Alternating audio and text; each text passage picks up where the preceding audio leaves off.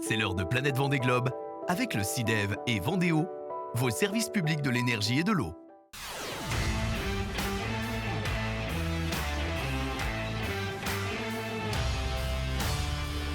Salut Simon et bonjour à tout le monde en plateau. Aujourd'hui dans Planète Environnement, je vais m'intéresser aux poubelles. Alors pas celles qu'on va trouver sur le village, ça on y reviendra plus tard dans une autre chronique, mais celles que les skippers vont avoir à bord de leur IMOCA pendant 3 mois. Alors je vous propose tout de suite d'embarquer aux côtés du skipper belge Denis Van Winberg. On y va. Diteren Group, c'est là-bas. J'aperçois Denis à vélo, c'est déjà un bon signe, il se déplace à vélo. Monter à bord sans tomber, étape 1. Sans problème. Bonjour Denis. Bonjour Alex. Merci de m'accueillir à bord Je t'en de prie. Diteren Group.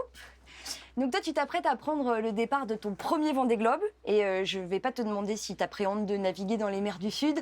Moi, ce qui m'intéresse aujourd'hui, c'est de savoir ce que tu vas faire de tes poubelles. Mais d'abord, je voulais savoir, est-ce que le sujet des déchets, de comment tu vas gérer tes poubelles pendant 3 mois, c'est quelque chose que tu abordes avec ton équipe en amont de la course? Alors, autant on en parle à terre, autant c'est vrai qu'en mer, c'est un vrai sujet et c'est beaucoup plus compliqué de faire du tri parce que ça veut dire qu'il faut des poubelles différenciées.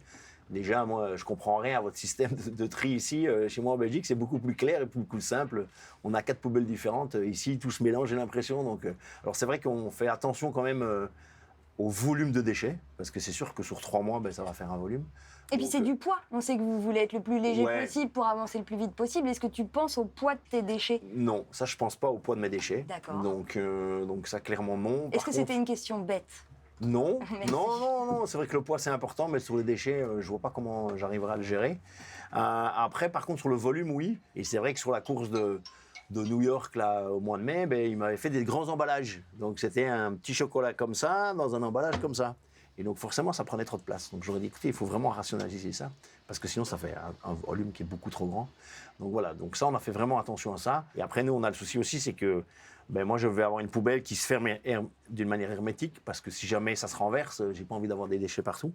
Et donc ça veut dire qu'il faudrait 3 poubelles comme ça, les attacher. Enfin voilà, il y a toutes des contraintes logistiques derrière. Et même parfois de sécurité aussi. Donc auquel il faut faire attention. Après, ce sera tout dans le même sac, et puis ça va tout devant dans nos crash box. C'est un endroit qui est pas facile d'accès. Tu y vas par ici? C'est le chemin Non, que tu alors, empruntes ou pas? En vrai, j'irai par l'intérieur, D'accord.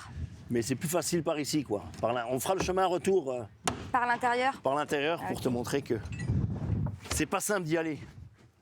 Donc là, on a Alex qui descend sous ta voile. De manière très élégante, Voilà. tu peux préciser. Là, on a l'arrière du bateau et tu traverses tout le bateau et... chut. Et tu viens ici, et puis là, on a des crash box devant. Et donc, l'idée, ça va être de mettre les poubelles là-devant. Ça, c'est hermétique. Voilà. Et donc, on ferme tout là. Voilà. Et Comme est-ce ça que- traîne pas dans le bateau, et comme ça, il n'y a pas de problème de... Est-ce que ça sent mauvais dans le crash box? Non, ça sentira pas trop mauvais parce qu'on n'a pas de choses qui pourrissent vraiment, puisqu'on a essentiellement de la nourriture lyophilisée. Donc en fait, c'est la nourriture qui est desséchée, donc on n'aura pas de choses qui sentent très très mauvais. Est-ce que tu as une idée au retour du poids de déchets que tu auras à bord? Aucune idée. Moi, par expérience, c'est un sac poubelle comme ça par 8-10 jours.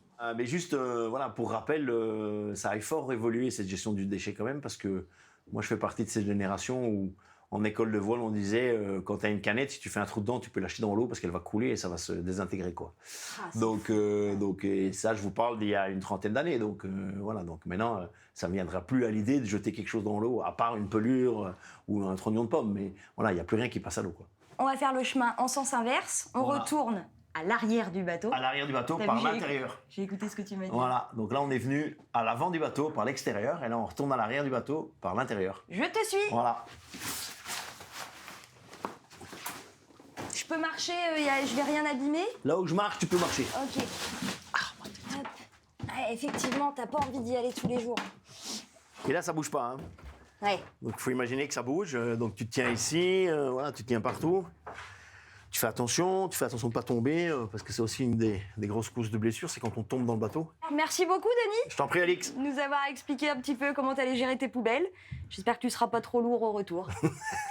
Voilà, on sait désormais comment les skippers gèrent leurs déchets à bord, en tout cas comment Denis gère ses déchets à bord. Il ira chaque semaine à l'avant du bateau, dans la crash box pour y mettre ses poubelles. Toujours pas de poubelles de tri à bord des IMOCA, peut-être pour l'édition 2028 ?